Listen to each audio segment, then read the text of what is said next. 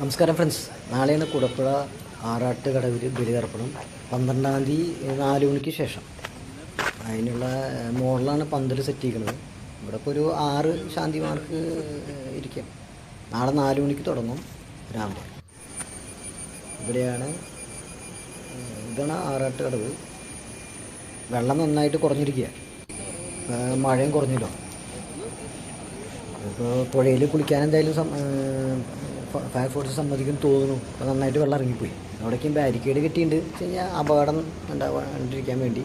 ഇപ്പോൾ scuba team, dinghy ബോട്ടൊക്കെ ഉണ്ടായിരിക്കും.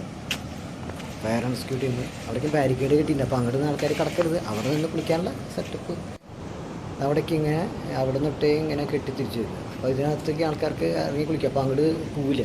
അത് അത്യാവശ്യം ഒഴുക്കുണ്ട്.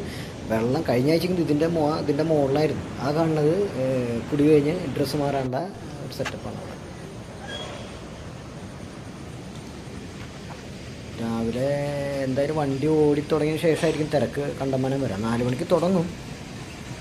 6 ശാന്തിമാരുണ്ട്. അതാണ് കുടപ്പുഴ ശിവവിഷ്ണു ക്ഷേത്രം.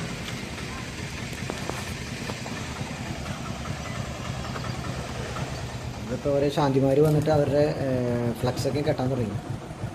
അപ്പോൾ ആർക്കാണോ ആരുടെ അടുത്തൊന്നും ചെല്ലുന്നത് വെച്ച് കഴിഞ്ഞാൽ അവരുടെ പേര് നോക്കിയിട്ട് അവർ ചെല്ലാം ശാന്തിമാർ.